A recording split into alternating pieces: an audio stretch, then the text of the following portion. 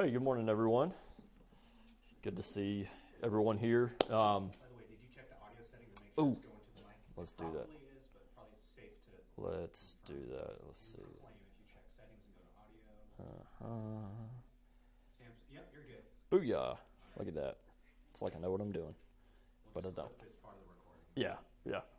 Sweet. Well, hey, good morning. Thank y'all for coming. Today and next week, we're going to be talking about The Anxious Generation, book by Jonathan Haidt, and then we've only got 2 weeks left after that book. So, if you haven't heard of this book, read this book yet, it's very popular. Came out, I don't know, probably 6-8 months ago. And so why are we talking about this book? 1 Chronicles 12, verse 32. It says, of Issachar, men who had understanding of the times to know what Israel ought to do. So the reason why we're talking about this book, The Anxious Generation, how the great rewiring of childhood is causing an epidemic of mental illness, is because it's very, very likely that you know of someone who is in this generation. You have someone in your family that's of this generation. Maybe you have kids, grandkids that are in this generation. Or maybe you have kids that are in the generation behind Gen Z, which is who the main data set of this book is from. Maybe you've got kids behind that generation, like my kids are. And you need to think, all right, well, I see kind of what's happening with teenagers, college students, young adults now who grew up in this period of time. How do I avoid that? And so, secular book, but very, very, very well written. He's done a lot of He's done a lot of study. Got a lot of data, a lot of different surveys that we're going to talk about. So we're just going to hit some of the highlights. The book is divided into 4 parts. We're going to tackle parts 1 and 2 today. Also, some more helpful books. I talked about this back several months ago when I did 3 Sundays on social media. Terms of Service by Chris Martin, The Real Cost of Social Media. And then Chris Martin has also written a second book, The Wolf in Their Pockets, 13 Ways the Social Internet Threatens the People You Lead. Now, Chris Martin is a Christian author, so he writes from a more biblical background. But both these books, very, very well worth your read. Insanely helpful books to go along with Jonathan Haidt's Anxious Generation. So, part 1 and 2. So part 1 is called A Tidal Wave, and the chapters are the surge of suffering and what children need to do in childhood. And then part 2 is the decline of play-based childhood, discover mode and the need for risky play. And then chapter 4 is puberty and the block transition to adulthood, and how social media, smartphones gets in the way of that. So, and he opens with, in his introduction, he opens, and I use ChatGPT for this because it's just so cool. He opens with this illustration. Imagine a space company like NASA or SpaceX or something came to your home and said, hey, we want to use your children to be the first ones to colonize Mars. And you start asking them a whole bunch of questions like, all right, well, what studies have you done to show the effects of spaceflight on children, the effects of low gravity on children, the effects on their health, their mental health, whatever. And the space companies came back and said, no, we haven't really done any of that, but we still want to use your children to go. And so this is kind of the world that our kids, that this generation has grown up in. They're basically children who are living on Mars who are ill-equipped to live on Mars. The companies that put out social media, companies that run social media, companies that run the internet, are just now being forced to look at the effects that their product has on children, on young teenagers. And so Haidt says, as they begin puberty, they're often socially insecure, easily swayed by peer pressure, and easily lured by any activity that seems to offer social validation. We don't let preteens buy tobacco or alcohol or enter casinos. The costs of using social media in particular are high for adolescents compared with adults, while the benefits are minimal. Let children grow up on Earth first before sending them to Mars. And so that's Haidt's whole point, is the benefits, the perceived benefits of letting children on the internet, on social media, at a very early age are actually much more detrimental to their mental and emotional health than any perceived benefits. And his whole point is they need to grow up on Earth first. They need to understand who they are, what they value, how to think through things, how to not be influenced so much, and then possibly go to Mars, or then possibly enter into the social internet. So here's the central claim of Haidt's book. The central claim is overprotection in the real world and underprotection in the virtual world are the major reasons why children born after 1995 became the anxious generation. And in this section where he gives his central claim, he quotes from an essay written by a 14-year-old boy who said, I found my way to pornography when I was 10 years old. It was really easy to get to. They didn't ask how old I was. They didn't require any age validation to get onto the site. And where was my mom? Oh, she was in the next room making sure that I was eating 9 different colored vegetables every day. So it's not that the mom wasn't around. It's not that the mom wasn't trying to provide a good life, a good, healthy life for her son. It's just that she was unaware of what was really dangerous. She was more concerned about Cheetos than she was about dangerous things on the internet. And so this is kind of the dynamic. The pendulum shift has become much more, we're going to overprotect them in the outside world, but the internet world, not so sure. And I remember talking with several parents. I went to a seminar one time with a bunch of parents at a church in Mississippi that was brought about because there had been a big controversy at a private Christian school where I think it was either the principal's son or a teacher's son had taken some inappropriate pictures and photoshopped one of his female classmates' faces on it and distributed that and was being charged with child pornography. And so they brought in some special investigators. They brought in someone from the Mississippi Bureau of Investigation to talk about online safety with parents. And they had students talking with one of the investigators and parents talking with another one, and they just talked us through, here's exactly how your kids are operating on the social internet, and here's what you need to know. And I remember talking with all the parents afterwards, and they were just floored because they said, I had no idea. I'm so completely uneducated as to what's dangerous about Instagram and what's dangerous about Snapchat and what's dangerous about TikTok. I had no clue. Parents just hadn't taken the time to educate themselves. They were more concerned about predators outside, which they should, but I mean, if you have a child with a smartphone, predators can get in that smartphone just as easily. Okay? So overprotection in the real world, underprotection in the virtual world makes the anxious generation. So here's the main arguments that he makes. Number one, no smartphones before high school. These are his suggestions about how to battle against raising an anxious generation child. No smartphones before high school. No social media before 16. Phone-free schools. And far more unsupervised play and childhood independence. So those are his main arguments. And I remember, so my kids go to Westminster, and I remember getting an email from the beginning of the school year, and Westminster decided we're going to be a phone-free school, and here's why, and they quoted from this book. No social media before 16. Maybe some of y'all saw last week, Australia passed some legislation saying it is now against the law for anyone below 16 to be on social media. It's because one of the key legislators in that law, his wife read this book and gave it to him and said, you need to read this and we need to do something about it. And now Australia's passed that law. So let's talk about the surge of suffering. Here's some data. And before we go any further into this isn't going to be a super cheerful Sunday school. It's going to be pretty bleak because this is just where we are, but we need to understand where we are so that we can move forward and raise more mentally healthy children to the glory of God.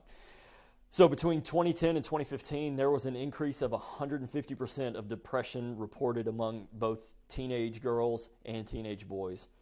1/3 of college students said they feel anxiety less than half the time or never, meaning 2/3 of college students reported feeling it always or most of the time. The rate of self-harm for adolescent girls tripled from 2010 to 2020. By 2016, 79% of teenagers owned a smartphone. 28% of children between 8 and 12 owned a smartphone. 8 and 12 owning a smartphone. By 2015, 1 out of 4 teens said they were online almost constantly. By 2022, that number had doubled, nearly 46%. Nearly half of all teenagers by 2022 were online constantly. So what does this do to them? MIT professor Sherry Turkle says, we are forever elsewhere. If you are constantly online, you are always somewhere else. You're never fully present. If you have your phone, even if you have your phone sitting, maybe you're out to dinner with friends or out to dinner with your spouse and you got your phone sitting on the table, just having it there, you're not touching it, you're not on it, you're not looking at it. Maybe you are trying to be engaged, but that little box is sitting there and it's a symbol of, hey, there's a world that's existing outside of where you are right now, and it's probably a lot more entertaining than this boring conversation you're having. We're forever elsewhere when God made us to inhabit one spot, one space, one time. And so Haidt says between 2010 and 2015, the social lives of American teens moved largely onto smartphones with continuous access to social media, online video games, and other internet-based activities. The great rewiring of childhood, I argue, is the single largest reason for the tidal wave of adolescence mental illness that began in the early 2010s. So Haidt's whole point is when childhood moved from what it was to completely online, and we'll get into more why here in a minute, like it came in 2010, 2015, when a lot of kids got their first smartphone. I read another article that isn't quoted here, but basically a lot of studies are coming out now where once you hand your child a smartphone, you're essentially saying, here, your childhood's over. You're now being thrust into the world of adulthood, whether you want to or not, whether you're prepared for it or not. So what do children need to do in childhood? 3 things. First, they need free play, then they need attunement, and then they need social learning. Okay, so what does that look like? What does that mean? They don't need to be on a screen all the time. Not all screen time is bad time, but there needs to be a good percentage of not screen time. So, free play. Play is the work of childhood, and all young mammals have the same job. Wire up your brain by playing vigorously and often. Your young mammals need lots of play all the time. Okay?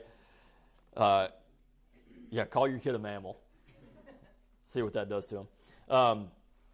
And then he goes on to say, play with some degree of physical risk is essential because it teaches children how to look after themselves and each other. We'll get into this a little bit. He teases this idea out more that really there are 2 main obstacles to children growing and developing like they should. One is smartphones, and another one is what he calls safetyism. And he's kind of touching on it here on page 52. We'll talk a little bit more about safetyism here in a minute. He says children can only learn how to not get hurt in situations where it's possible to get hurt, such as wrestling with friends, having a pretend sword fight. When parents, teachers, and coaches get involved, it becomes less free, less playful, and less beneficial. Adults usually can't stop themselves from directing and protecting. So, not a bad thing to direct and protect, but it's also might not be the most helpful thing. Maybe a good thing is just to let kids go. Let them run, let them play in a controlled environment. Hey, why not?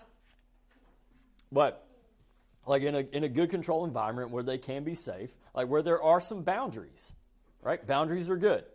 We need to have boundaries. We need to have fences, but within those boundaries, go, do, play. I don't care. Like and speaking in broad strokes here, this is kind of the difference. I know Kyle kind of talked about it last week. This is kind of the difference between moms and dads. right? My approach to parenting is much different than Aaron's approach to parenting. My approach is let them do it once. They probably won't do it again. Her approach is don't ever let them do it because then that's just going to be traumatic and painful. And both those things are good, right? Just mine might be a little bit more expensive with an ER bill, okay? But both those things are good, okay?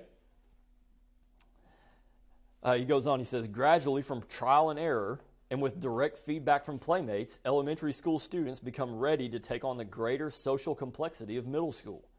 It's not homework that gets them ready, nor is it classes or handling emotions. Play does. This relates to key CBT, cognitive behavioral therapy, insight. Experience, not information, is the key to emotional development. Not that academics and homework aren't important, but life experience is also very important. And so letting them have these life experiences and talking to them about them after is what helps get them ready, helps get them mature, putting them in situations where they're uncomfortable. We don't grow in our comfortable spaces. We grow where we're uncomfortable. So play-based childhood elements are like this. And see how this is completely juxtaposed to online play. It's embodied. That's a big one, right? That they're together. That it's embodied. There's bodies sometimes colliding against one another, and that's a good thing. It's synchronous. It's at the same time. Okay? It's one-to-one or one-to-several. And it's done in groups or communities where there is some cost to join or leave, so people invest in their relationships.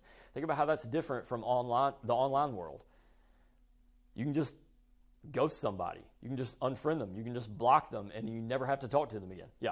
What do you mean by synchronous, as opposed to what? Asynchronous, as opposed to asynchronous, meaning like I just do my thing, and then like if I'm playing like an online game or something, like I do my thing and I just wait for someone else to do their thing. Like synchronous means it's happening at the same time.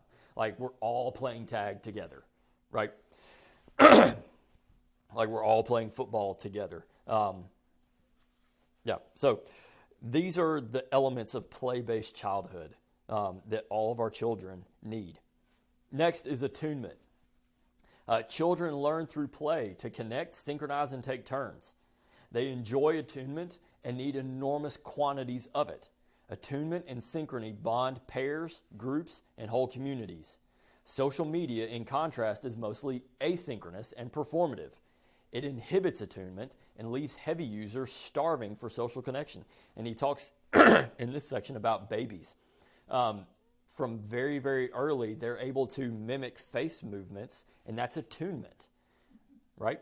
They're able to smile, they're able to laugh, they're able to giggle, they're able to make whatever weird face, and babies are born looking for faces. And that's God's good design. We're looking for a face that's looking for us. And so having that relationship, having that relationship severed by social media, and like we still need it. We still need it. Think about if all of your relationships were online. If all your relationships were online, you were never in the physical presence of another person. And think back to COVID. Think about how exhausting and damaging that was. And so this is the world that this generation is growing up in, where it's asynchronous and it's performative. It's not, you're not together. You're not pushing towards the same goal. It's everybody's out for themselves and everybody's putting up a front. Everybody's putting up a face. Social learning. Children are born with 2 innate learning programs that help them acquire their local culture. Conformist bias motivates them to copy whatever seems to be most common. A lot of times we refer to this as peer pressure, right? We can think peer pressure is a bad thing, but again, Haidt's coming from a secular point of view, so he's talking more evolutionary. But at the same time, like there is a point where peer pressure is okay. To a point. Like you don't want to not fit in everywhere all the time, right? Because then you're going to be completely isolated and you're going to retreat further into yourself. So conformist bias motivates us to copy whatever seems to be most common, right? And a lot of times, and most of this is just instinctual. Like we just kind of pick up on social cues, and sometimes we just kind of fall in line with that. Prestige bias motivates them to copy whoever seems to be the most accomplished and prestigious. Social media platforms, which are engineered for engagement, hijack social learning and drown out the culture of one's family and local community while locking children's eyes onto influencers of questionable value. And so what social media does is it gets in there and it takes both of these, conformist bias and prestige bias, and puts it right in front of your kid's face so they can't see you and they can't see the community of believers that are around you, and says, this is who you need to pay attention to. Yeah. That's fascinating, because that reminded me of when we taught the summer Sunday school class on emotions a couple years ago using Chip Dogg's books. Yeah. The needs of the heart is the one that I remember, where he said the two deepest needs of the human heart are the need to belong and the need to matter. Yep. That is our need to fit in and our need to stand out. And those correspond directly to this conformist bias and prestige bias. Yep, absolutely. And what social media tries to do is say, hey, we can give that to you. But it's real shallow. It's really shallow, and it's really cheap, and it's easily lost. Whereas this need to belong and this need to be valued can be found in a community of embodied people, of believers. This is what the church should do for people, right? To give them people, to give parents, for you to be accomplished and prestigious, people that children can look up to, right? But social media says, no, look at this influencer. Look at how many people they have following them. Look at how much money they're making. Look at all the fun trips they're getting to go on. And kids are saying, I kind of want to do that. That looks awesome. But that might be an incredibly immoral person for them to follow and for them to pay attention to, right? He goes on to say, social learning occurs throughout childhood, but there may be a sensitive period for cultural learning that spans roughly the ages 9 to 15. Lessons learned and identities formed in these years are likely to imprint or stick more than at other ages. These are the crucial sensitive years of puberty. Unfortunately, they're also the years in which most adolescents in developed countries get their own phones and move their social lives online. So in these crucial years, where they need to learn what it means to swim in the deep end, social media says, no, stay in the kiddie pool, and we're going to act like it's the deep end.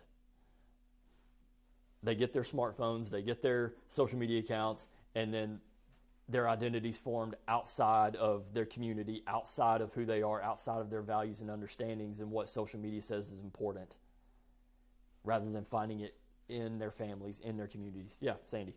I just want to say, though, that when you make an effort to keep that from happening during those years, for example, we didn't give our kids a phone until they got a driver's license. They are very isolated. Yeah. Because they are very few in number that don't have a phone. Yeah. You're almost like you're left behind while this whole other community and world is developing. Yeah. And they're outside of it. Yeah. And it has a huge cost to decide not to do this. Yeah. I'm just saying. And Absolutely. I don't even know that we did it right. I don't know. But Yeah. Yeah. it's been a big struggle for the girls that we had that grew up when this was so common. Mm-hmm. Kids in 5th grade getting their phones for Yeah. the first time, and we just wouldn't do it. Yeah. But they were also left out of a lot of things. Yeah. So you have to. Yeah. Catherine. I was going to add, I think it's this book where he talks about that exact issue, and that the solution is parents, like I have just a 13-month-old, it's not really relevant now. Right. But that already with friends as a collective group, you have to make that decision. Like, Yeah. hey, whether it's smartphones or something different by the time they're that age, Mm-hmm. we are choosing as a whole friend group, a whole school, Yeah. to make a decision against this. Yeah. But you can't control everybody else. No, you That's can't. the problem. No, but I think if you start having, because I think a lot of people just don't think to pick up these books. Right. Yeah. And Yeah. so if you start having conversations now, maybe you will have a community, even if it's just a handful of families. That's Right. better than no families. Yeah. Yeah. John. No, I was just going to double down what Catherine's saying, because it's true that there's very few people out there that do this, but if nobody ever starts and nobody ever starts to develop, Yeah. then you never will be. Yeah. For sure. And you can see what happens with schools that say, you know what, it started with 1 or 2 schools. It says, oh, we're not going to do the phones. Yeah. And then other people say, well, maybe we can not do the phones. Yeah. So I just, I know, Sandy, you're not Mhm. saying that, just acquiescing it. Sure. Obviously, No, I'm not. But there's a cost. There is. A huge cost. Yeah. It's not a cost that exists in the vacuum. It's a cost that has to be balanced against what's the cost of Sure. sticking with Yeah. the status quo in the direction it was, which is pretty terrible. Yeah, absolutely. Yeah, so going back to what Sandy said, you're basically choosing. You're stuck between a rock and a hard place. Am I going to expose my kids to this, or am I going to am I going to be the one that says you're going to be left out and I'm sorry? And just even bigger, zooming out. Yeah. There's a cost to Christian discipleship. Yeah. Period. Mm-hmm. Count it off. I mean, so For sure. I'm again, just saying. I'm not diminishing it. Yeah, I'm yeah. just saying, that's a feature of Christian life. Yeah. Gender. Yeah. Yeah. Tommy mentioned in a sermon about how the tech people don't give their kids, and Daniel Gillespie has a Mm-hmm. paper, so y'all can ask him for it. I just got it. I was just starting to read through it, but it's all about that. Uh-huh. The tech giants and their schools that the tech giants send their kids to. There's not even a computer Yeah. in the school. So that's a whole other world that you don't hear about. Yep. That's out there that they're not giving their children in high school Mm-hmm. computers. Yeah. Yeah. But you also, I mean, even with that, you have the issue of functionality in culture. Yeah. Because, for example, now all standardized testing is online Mm-hmm. for college entrance. Right. And if you've never had experience Right. figuring out how to use a Yeah. computer, and then you're supposed to take your ACT Yeah. on the computer for the first time. Right. Well, so and we're Do online. Yeah, yeah. Every activity has an app that you have to get. Yeah. I mean, it's not Yeah. realistic to say we're going to operate outside of this Right. paradigm, but I mean, Oh, yeah. you just And have to struggle with it. exactly, and Haidt's going to get to that in a little bit. Like he's not saying like completely withdraw, pull yourselves out of it, become a Luddite family. We're not talking about that. But there's a path forward to say, all right, at what time do we start toying around with some of these things? And we'll get to that in a little bit. So now let's talk about discover mode and the need for risky play. He says we're overprotecting our children in the real world while underprotecting them online. If we really want to keep our children safe, we should delay their entry into the virtual world and send them out to play in the real world instead. Unsupervised outdoor play teaches children how to handle risks and challenges of many kinds. By building physical, psychological, and social competence, it gives kids confidence that they can face new situations, which is an inoculation against anxiety. So there's two basic mindsets of children. First one is discover mode. In discover mode, they're scanning for opportunities. They're like a kid in a candy shop. The world is your oyster. You can go do whatever you want.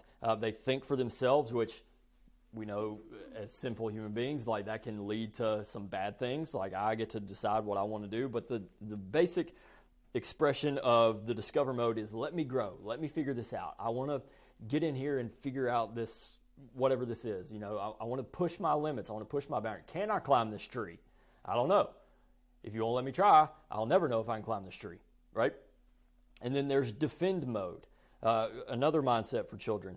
They scan for dangers. There's a scarcity mindset. They want to kind of keep everything to themselves. They want to cling to their team. They don't want to venture out in the world. They want to stay home with mom and dad, which is safe and nice. And the main thought is keep me safe. The world's dangerous out there. And so how do we balance this? Both of these are good. Like it's a good thing to be cautious, but being overly cautious, it's like Finding Nemo, right? Dory tells Marlin, you can't let nothing happen to Nemo, then nothing would ever happen to him. You can't keep all bad things from happening to him, then nothing would ever happen to him at all, right? These are actual pictures. This is a Playground like the Yeah, this is a playground in Texas, and it looks awesome. Yeah. Yeah, I think it's it from... yeah. It's awesome. This looks great. Right? And when's like the merry-go-round or the spinny thing, right? Which is supposed to be nice and leisurely, but once like 8 kids get on it, one kid grabs it and runs and tries to spin all the rest of them off. That's awesome. That's great. I mean, maybe lose some teeth or, a finger in the process, but like these kinds of pictures, like they're not really all modern. Like we've got the little spinny thing out there on our playground, which is great and has led to some injuries of my children, but they're fine. they're okay. And so this leads to Haidt's point, kids are anti-fragile. Okay? Kids are anti-fragile. He says this, all children are by nature anti-fragile. Just as the immune system must be exposed to germs and trees must be exposed to wind, children require exposures to setback, failures, shocks, and stumbles in order to develop strength and self-reliance. Overprotection interferes with this development and renders young people more likely to be fragile and fearful as adults. And this is where we get into the concept of safetyism. This is a term that he came up with in his previous book, The Coddling of the American Mind. He says, the worship of safety above all else is called safetyism. It is dangerous because it makes it harder for children to learn to care for themselves and to deal with risk, conflict, and frustration. Children are more likely to thrive when they have a play-based childhood in the real world. They are less likely to thrive when fearful parenting and a phone-based childhood deprive them of opportunities for growth. So fearful parenting and phone-based childhood, if they have a phone-based childhood, they're not learning to live in reality. They're living in a fantasy world where they can control everything. Like we're seeing, there's massive studies going on about video game addiction. Like we're not even talking about pornography addiction. We're talking about just video game addiction is on the rise. Like boys growing into men spending 12, 13, 14 hours a day on video games. And then they get married. And then they have kids. And they don't change. They still spend 12, 13, 14 hours a day because being married and having kids is too hard. This is easy. If I fail, I can just restart. But if I fail here, there's consequences. But they were made for this. Not World of Warcraft or whatever. They weren't made to live in a fantasy world on a screen. They were made to inhabit the world that God created them to inhabit. Lee.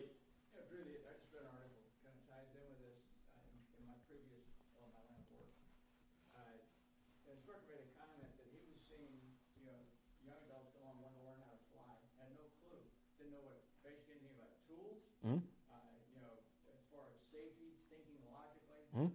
power out there, that sort of thing, nailed on. I remember my dad, who was a commercial pilot, and did a lot of stuff around the house. When he wasn't flying, he had projects going on. So my brother and I learned early on to handle wrenches, mm-hmm. stuff like that. And there is a risk to that. And my dad used to say, you've got 2 eyes, 10 fingers and 10 toes, and everything in this shot, can hurt you. Mm-hmm. And some of his lessons were pretty strict, in that regard. Yeah. But you don't see that today. So you can learn. There's a place.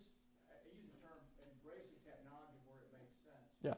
And there is a need for people to learn how to use a word processor, for example. Yeah. Was made about filling up forms, that sort of thing. But I think too that the safety is embedded here too, where you also have the legal aspect too. You should have that playground. Mm-hmm. I mean, you have some kid fall into that. What do you have? You have a team of lawyers on top of there. Yeah.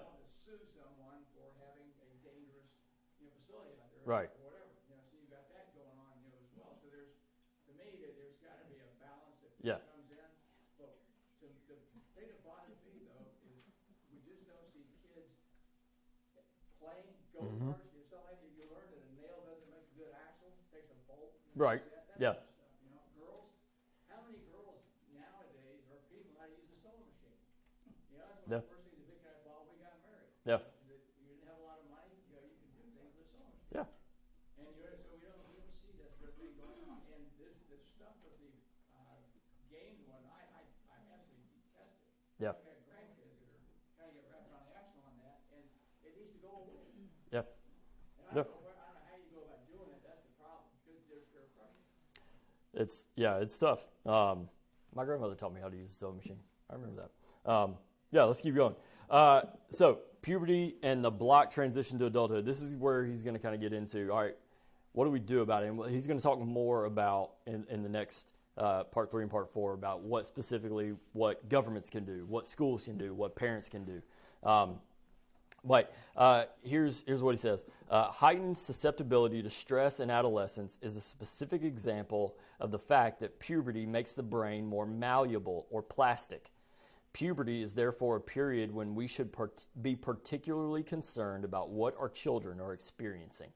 It's that 9 to 15 age gap where we need to be very concerned, very aware of just what our kids are consuming, what's shaping them. There's no neutrality. Whatever you bring into your home, it's going to impact your kids one way or the other. It's going to impact you one way or the other. Let's be real. Like, we're just as susceptible. Maybe not just as susceptible, but still, like, we're influenced by things. I'm super influenced. Like, you show an Applebee's commercial during a football game, and I'm starving. Even though I just ate, right? So, when you hear your family, right? Is that the thing? Is that their tagline? Yeah. But so this period is, we got to be particularly concerned and be educated. Like, there are websites out there, and I probably should have put some up here. I'll put them up here next week. There's websites out there that can instruct you. One of them, I'll give it to you right now, is commonsensemedia.org. Anytime Cole comes to me and says, hey, I want to watch this movie, I check it out on Common Sense Media immediately, because it tells the violence content, it tells the sexuality content, the language content, everything. It's got it all rated there, right there. Plugged In is another one. That's more Christian. It's put together by Focus on the Family. Same thing, like if you want some video game, I check that out. Okay, there are resources out there for you so that you can be aware of what's coming into your home. Okay. So 2 main experience blockers: smartphones, safetyism. When we make children's safety a quasi-sacred value and don't allow them to take risks, we block them from overcoming anxiety, learning to manage risk, and learning to be self-governing, all of which are essential for becoming healthy and competent adults. And so the example here I'm picturing is like when you teach your kids to ride a bike for the first time. There's a risk, but how close to the back of that bike are you? Like, yeah, let them take risks, but don't just leave them. Right? Be there. Like, be behind them. Let them experience some risk, some failure, but you're right there to pick them up, as a parent should do, as a godly shepherd should do for their child. This is part of it. It sounds backwards to let our children experience risk and failure and stumbles and all this kind of stuff, because we don't want them to get hurt. But I said this several weeks ago. There's a difference between hurting our children and damaging our children. Sometimes hurt is good because you learn from it. Okay? So why do we block the transition to adulthood? Lots of different things. We want to protect them from getting hooked on alcohol, drugs. Maybe they get their driver's license and they're driving too fast, or maybe they're driving completely safe and there's just lots of dumb drivers out there in Memphis, which there are. Premarital sex, we want to protect them from that. But if you look at the data, all of these experiences are in rapid decline in teens since 2010. All of them. Do you know why, though? Not for the right reason. They're not going out. Yeah.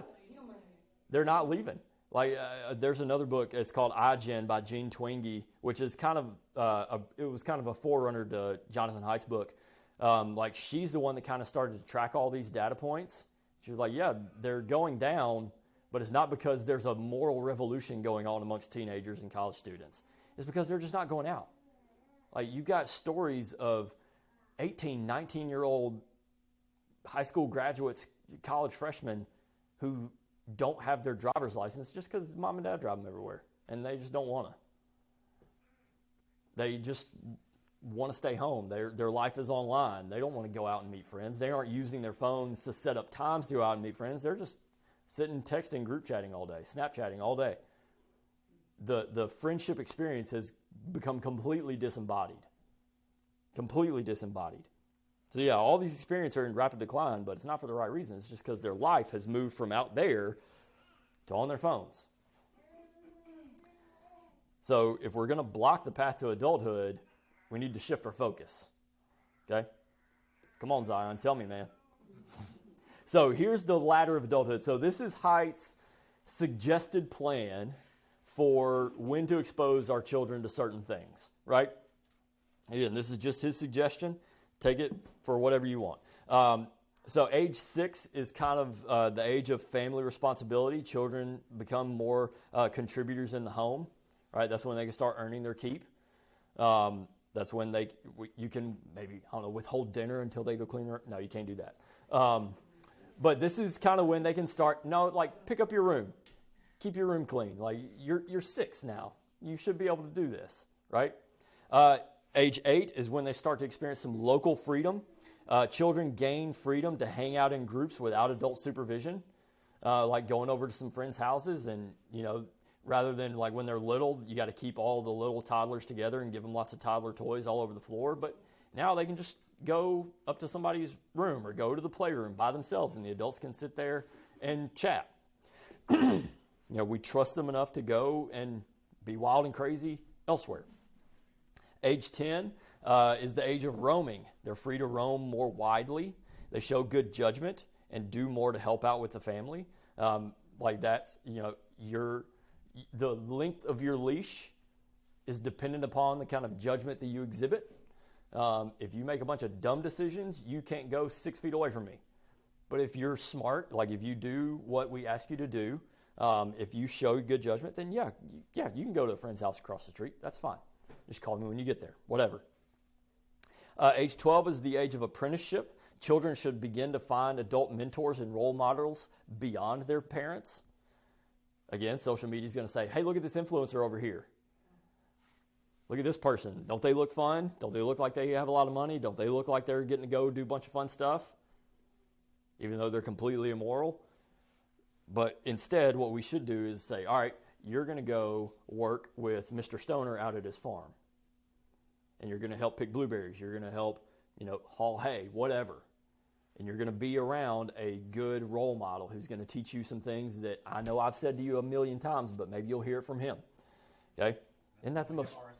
Yeah, exactly. Yeah, go hang out with Heath. Go hang out with Nicole upstairs. Yeah. Age 14 is the beginning of high school. They grow in responsibility by working for pay or like joining a club or a team, showing commitment, showing follow-through. Show that they can handle all of their pressures, academic, athletic, social, etc. This is where,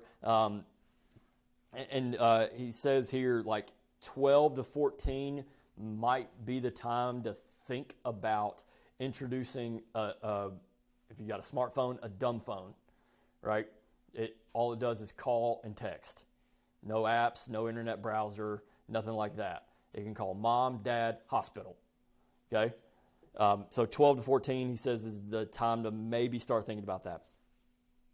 Age 16 is the beginning of internet adulthood. Again, following Australia's example, this is the minimum age for which teens should be allowed on social internet. And he referenced there was a law that was passed, I think, back in 95 or early 2000s, something like that, where the legal internet age was 13. Wow. That wasn't smart at all. And he says, that was completely foolish, that it should be moved up to 16. If we're not going to let children drive at 13, we definitely don't need to let them on the internet at 13. Like social media. Yeah, sorry. But even then, being on the internet without adult supervision at 13 is not really wise either. Yeah. Last week or something, right? Well, yeah. Yeah, so Australia just passed this past week. So then 18 is the beginning of legal adulthood. This birthday could serve as a separation from childhood and the beginning of a transition period to adulthood. And so this 16 to 18 range, that might be, again, where you consider moving to a smartphone, maybe having social media, maybe, but that's like the minimum. Yes? I have a question. Shoot. Because I heard about this, but what does it mean to make it illegal? Yeah. Who enforces that? Yeah, so I think that's part of the... Anyone can make, They can. And that's... At the end of the day, it's the parents. Exactly. So if the parents could do it without the law, why Yeah. aren't they doing it already? Why do they need the government to say it's illegal for you to let your kid? You're thinking like an American. Yeah. No, you're right. You're like a good parent. Yeah, you're exactly Well, right. Because I'm economist by training, right? So it just makes no sense. Yeah. Because if it's not binding now, Yeah. So the that's... parents they can still do it. Yeah. So I studies by fellow colleagues that actually say it might be dangerous because if you impose this kind of law and then the parents begin to think that, oh, now I can just let my guard down, it can actually backfire. It can. It can make it worse. It can. Yeah. So I thought they were gonna make like the social media companies to like find a way and all. So Is it still on the parents to do that? it is still on the parents to do that. Like, Yeah, you Kyle. want, So I think the intention behind those laws is not to make it harder on the parents, but to make it harder on like the service providers. Yes. And the websites. So what happened in America, like John, you might know this better than me. It's like Ashcroft versus ACLU. You know, that was a legal case back in the early 2000s, which was intended to give more expansive rights to the First Amendment. But what the effect was is it made it harder for parents to prevent their kids from accessing online pornography. Because these restrictions that websites were supposed to have, like regulations to make sure that kids couldn't like fake their age or something to access these websites, that legal ruling said it was unduly restricted to make websites verify age. But when you have laws like this in place, those the burden's on those websites to make sure that people can't just lie about their age Right. and access stuff they shouldn't be accessing. So it's not meant to put penalties on parents. It's meant to put penalties on websites that should know better. Yeah. So there is a way. Yeah, so how do they do that? Yeah, that's my question. Like, if there's like a technology So Mhm. to we now assess have the that age? technology. Back in 2004 when that legal ruling Oh, was passed, Yeah. we didn't really have it. So But they now can- we have like age verification laws, which is why like in a lot of states now that have passed these age verification laws, like you know those I think Texas. big pornography websites Yeah. no longer provide that service to that state, which is a huge win for everybody. Yeah. I think Tennessee it's coming up in Tennessee, and I think Texas has already passed a law like that. Yeah. The thing is, you have to be very, very, very careful with the state is the answer. Yeah. Sure. Right. Yes. And it's almost impossible not to have a slippery slope of some sort. And so take Australia. Yeah. Australia is busy putting people in jail. I mean, they are busy cramming down on free speech that all of us would say, oh my gosh, we need to know this. And so Yeah. I just think you just have to be super. Right. I don't know what the rim. I don't know. Right. There's always a good purpose to start out with. Sure. And then Yeah. very few people then say, okay, what could the bad people? What Yeah. What could someone with a bad motive do with this? Yeah. Because it ends up going far too. So back to your point, like this doesn't negate parent responsibility. Oh, yes. Yeah, Sure. like like to Kyle's point, this is more directed at the big tech companies, but like parents still have to parent. Oh, yeah. Sure. Yeah. Yes, Yeah. I'm all for that. Yeah. I'm just wondering how they would actually do it. Yeah. I mean, but I don't know. Yeah, that's a good question. And I mean, when they ask you on a website, are you Right. over 18? You can always say no. Well, Yeah, click. Yeah. That's why I'm asking. Sure. So Yeah. kids No. don't lie. Yeah, That's now why- there are sometimes you have to put safeguards in a that they can't birthday. do. They can't. They have that. Okay. Yeah. I see. Exactly. Got What do it. you do? Yeah. Scan your driver's license or something? How do you? Wow. They might ask. I don't know how it works right now. Yeah. They didn't ask me and Kyle. Yeah. So going back to, so this is kind of Haidt's ladder to adulthood. For a more Christian biblical perspective, this book, The Intentional Father by John Tyson, who's Australian, by the way, he's kind of put together it says a practical guide to raise sons of courage and character, but I mean, this is applicable to daughters too. Very well written book, very practical, like gives you homework at the end of each chapter to basically put together a plan to when your kid turns 18, they're ready to go. They know mom and dad support them. Mom and dad have taught them everything about Scripture, about what it means to be a biblical man, what it means to be a biblical woman, so that by their 18th birthday, they're ready to go. And like he based this off of his own experience. Like his dad kind of did this to him just on his own, like wasn't really formalized. And he left on his 18th birthday for like a gap year to go. I can't remember where. I think he was just going to Europe for a year. And he recounts walking down the jetway, and he hears his mom crying, "My baby's leaving, my baby's leaving," and he didn't turn back, not because he didn't love his mom, but because he knew he was ready to go. So this is another perspective if you want to check that out. Now that we've talked about kind of where we are and where we've gotten to with this anxious generation, Next week we'll talk about kind of, all right, what do we do now? And part of it is kind of going to be kind of what Catherine talked about for those of us who have younger children. Like, how do we create a community in which, if my kid comes to me and says, hey, everyone I know has a smartphone and I'm the only one, I can say, nope, not the only one. I can name 3 other families who don't let their kids have smartphones because we all made a deal together. And you can go ask them, and then I'll revert back to the dad line. I'm not their dad. I'm your dad. But we'll talk about kind of what to do about it. What schools can do about it, governments. But we'll focus mostly on what can we do as parents and grandparents with this next generation coming up. Because I think right now we're learning. This is like when they discovered that it was bad to let people smoke on airplanes. Like, oh man, we probably shouldn't do this. I think that's where we are now. Like, we know this is bad. We know this is damaging. Now what can we do about it? Jay. So is there room for there to be a conversation about how we can find a middle ground? Mm-hmm. Because I was thinking about what Sandy said, and is it bad for us to try to think about ways to do it like with parental control? Like, Yeah. because there are a lot of parental controls with these technologies that you can Yeah. sort of craft, Yeah. curate the content of whatever the kid's exposed to, Sure. instead of being like, oh no, Yeah. not at all. Yeah. All or none. Right. Yeah, all or none. Yeah. Somehow, like, Absolutely. we even use some of these tools to actually expose children to what's bad about it and sort of teach them. Because at some point, they're going to be there. Exactly. And then perhaps I do this with movies that are not actually ideal for children. I still let them watch, not bad movies, but like, oh, see what so-and-so is doing? That's not how we should Yeah. do it. Like, just as Oh, a yeah. teachable moment. Yeah, absolutely. Like, oh, this is like Definitely. what social media looks like. Look, this can harm you this way. So like, if you do it with them, as Absolutely. opposed to just Yeah, absolutely. Yeah, the answer is not. they can still have a social Yeah, life. absolutely. And not be excluded from friends. Definitely. Yeah, we want to teach our children to be good stewards. It's just, when can we do that? Like, when is it a good time?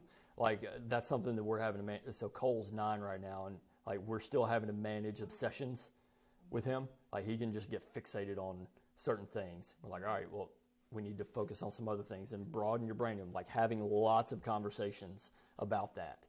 But yeah, absolutely. Having these conversations, say, look, this is what you can do with this technology. And it's good and it's fun and you can learn a lot from it. But there's also a bad side.